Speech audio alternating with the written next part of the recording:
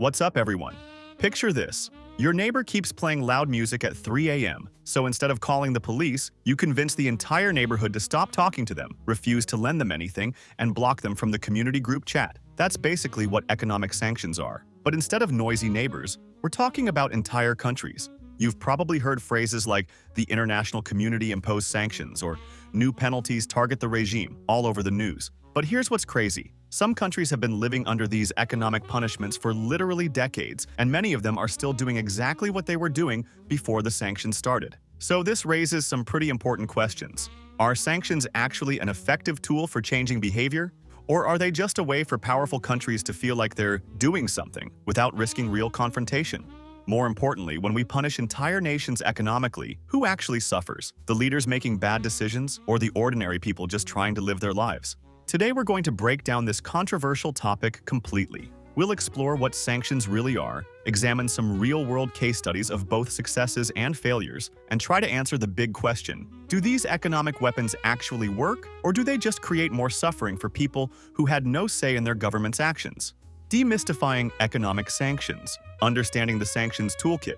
Economic sanctions are essentially tools of international pressure, ways that countries or organizations try to influence behavior without resorting to military force. Think of them as the diplomatic equivalent of grounding someone, except instead of taking away video games, you're cutting off access to international markets, banking systems, and trade relationships. But sanctions aren't one-size-fits-all punishments. There's actually a whole spectrum of economic pressure tools that can be applied depending on the situation and desired outcome. Comprehensive versus targeted approaches.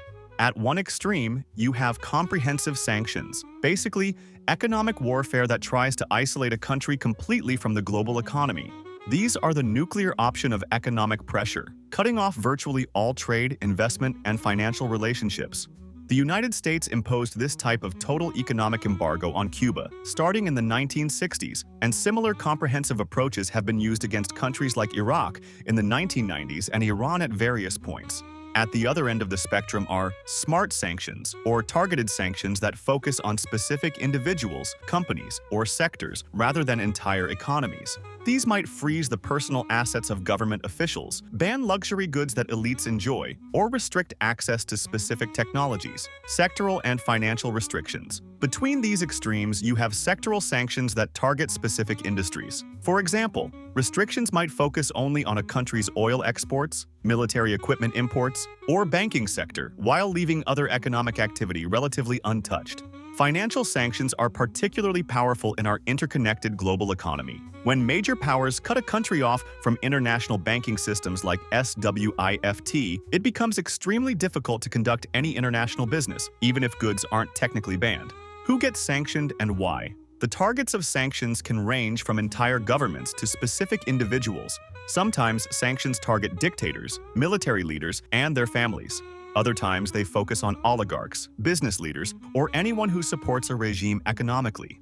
The reasons for imposing sanctions are equally varied. Human rights violations, territorial aggression, nuclear weapons development, terrorism support, drug trafficking, corruption, basically any behavior that the sanctioning countries want to discourage or punish.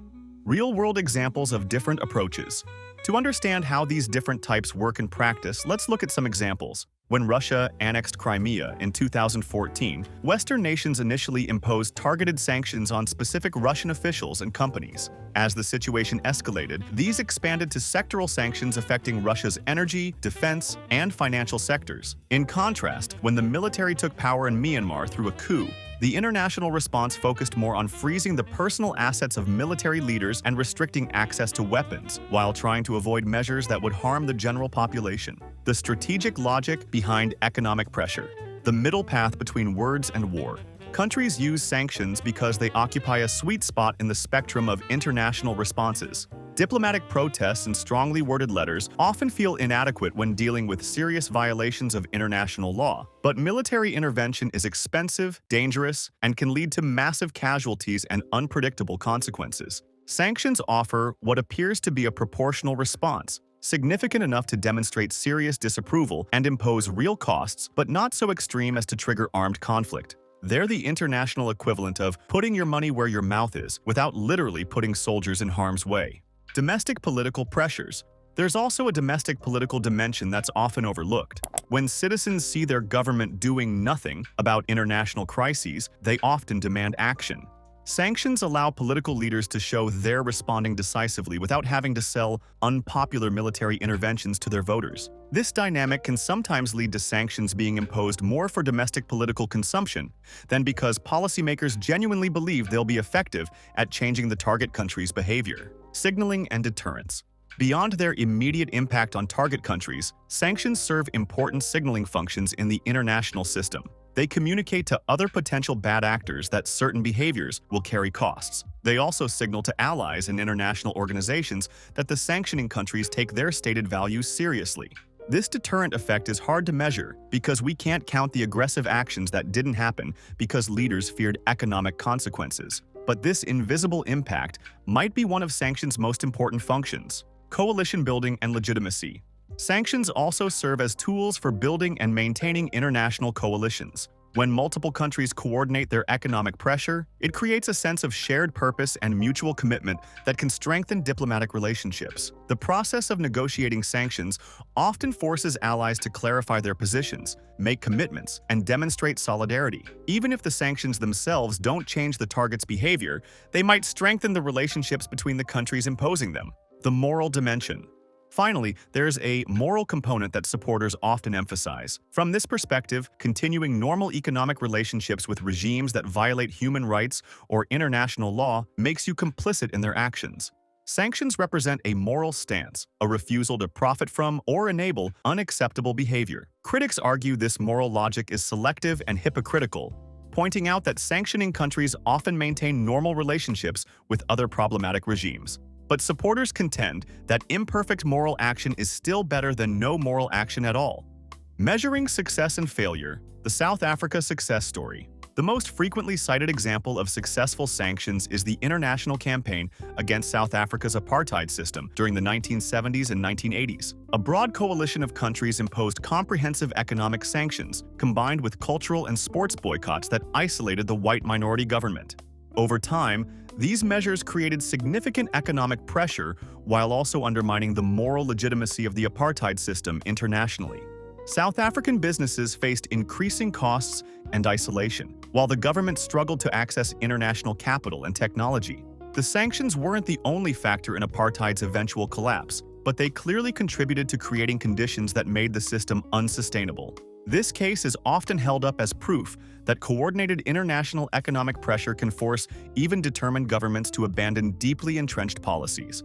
Notable failures and mixed results. However, for every South Africa, there are multiple examples where sanctions failed to achieve their stated objectives. Cuba has maintained its political system despite 6 decades of U.S. economic embargo. North Korea has actually accelerated its nuclear weapons program while under multiple rounds of increasingly severe sanctions. Iran presents a more complex case where sanctions clearly imposed economic costs and may have contributed to the nuclear negotiations that led to the 2015 Joint Comprehensive Plan of Action. But whether this represents success or failure depends on your perspective on that agreement and subsequent developments. The measurement challenge. Part of the difficulty in assessing sanctions effectiveness comes from disagreement about what counts as success. Is success defined as complete policy reversal, partial modifications in behavior, or simply imposing costs for unacceptable actions regardless of whether they stop? Some analysts argue that even failed sanctions serve important purposes by demonstrating international disapproval, imposing real costs on target regimes, and maintaining moral clarity about unacceptable behavior. Why economic pressure often backfires. The suffering distribution problem. One of the most serious criticisms of sanctions is that they often harm ordinary citizens more than the political and economic elites they're supposedly targeting. When comprehensive sanctions restrict a country's access to international markets, the costs typically get passed down to regular people through higher prices, reduced employment, and decreased access to imported goods. Political leaders and wealthy elites usually have the resources and connections to insulate themselves from these economic pressures. They maintain access to luxury goods through black markets, keep their wealth in offshore accounts beyond sanctions reach, and often profit from the scarcity that sanctions create by controlling smuggling networks. Meanwhile, middle-class and poor citizens who had no voice in their government's policies bear the brunt of economic hardship. This creates a moral problem for sanctioning countries who claim to support human rights while implementing policies that cause widespread civilian suffering. The rally around the flag effect. Sanctions can also backfire politically by strengthening authoritarian leaders rather than weakening them. When a country faces external economic pressure, it's often easy for leaders to blame their nation's problems on foreign enemies rather than their own policy failures. This rally around the flag effect can actually increase popular support for embattled regimes, especially in countries with state-controlled media that can shape public narratives about the sanctions' causes and effects. Citizens may view economic hardship as evidence that their country is under attack, making them more likely to support their government's resistance. Adaptation and resilience building. Perhaps counterintuitively, sanctions can sometimes make target countries stronger and more resilient in the long run by forcing them to develop economic self-sufficiency and alternative international relationships. When Russia faced sanctions after 2014, it invested heavily in domestic agriculture, technology, and manufacturing to reduce dependence on Western imports. It also strengthened economic ties with China, India, and other non-Western partners, creating alternative trade relationships that reduced the impact of subsequent sanctions. Similarly, Iran's decades under sanctions forced it to develop sophisticated strategies for evading economic pressure, including alternative banking systems, barter trade arrangements, and domestic industrial capabilities that might not have existed otherwise. Sanctions evasion networks. The global economy's complexity makes it relatively easy for determined actors to circumvent sanctions through third-party countries, shell companies, and complex financial arrangements.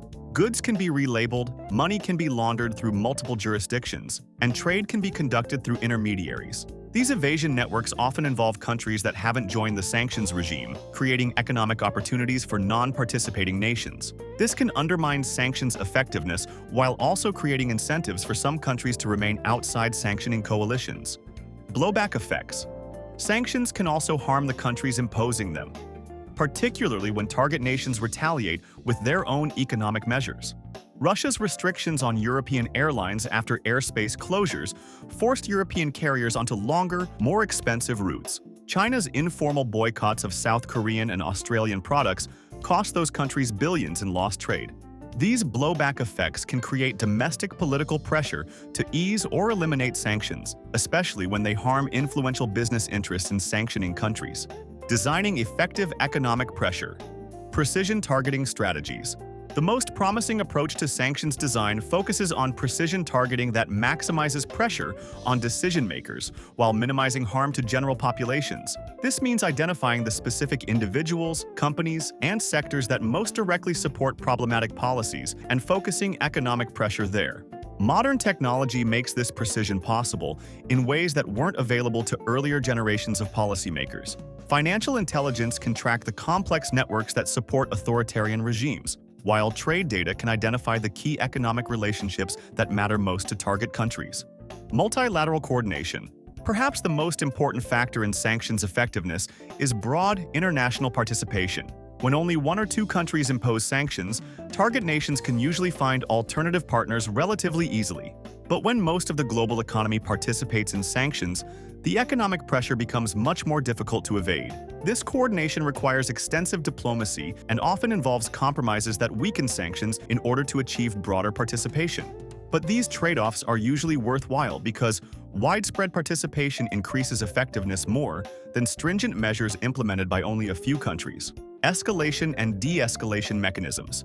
Effective sanctions. Regimes include clear mechanisms for both tightening pressure when target behavior worsens and reducing pressure when it improves. Without these mechanisms, target countries have no incentive to modify their behavior because they can't see a path to sanctions relief. The challenge is designing these mechanisms in ways that reward genuine policy changes rather than cosmetic adjustments or temporary modifications that can be easily reversed once sanctions are lifted. Humanitarian safeguards. Modern sanctions design increasingly incorporates humanitarian safeguards intended to protect civilian populations from unintended consequences. These might include exemptions for medical supplies, food, and other basic necessities, as well as mechanisms for monitoring and addressing humanitarian impacts. However, implementing these safeguards effectively while maintaining economic pressure requires sophisticated monitoring and adjustment capabilities that many sanctioning countries lack. Complementary diplomatic engagement. Finally, sanctions work best when they're part of broader diplomatic strategies that include both pressure and engagement elements. Pure pressure without diplomatic off-ramps rarely produces lasting policy changes, while pure engagement without consequences often fails to motivate behavioral modifications. So, do sanctions work, or do they just hurt innocent people? The honest answer is, it depends on how they're designed, implemented, and coordinated with other policy tools. When sanctions are broad, unilateral, and lack clear objectives or exit strategies, they often fail to change target behavior while imposing significant costs on civilian populations. But when they're precisely targeted, multilaterally coordinated, and embedded in broader diplomatic strategies, they can be effective tools for international pressure. Perhaps most importantly, we need to be honest about sanctions' limitations and costs. They may be preferable to military action, but they're not cost-free alternatives. Real people suffer real consequences when international economic relationships are severed, and these human costs should be part of any serious discussion about sanctions policy. Understanding these trade-offs helps us have more informed debates about when and how to use economic pressure as a tool of international policy. If this analysis of sanctions effectiveness was helpful, make sure to hit that like button and subscribe for more deep dives into international relations and policy issues. What other global issues should we tackle next? Let me know in the comments below.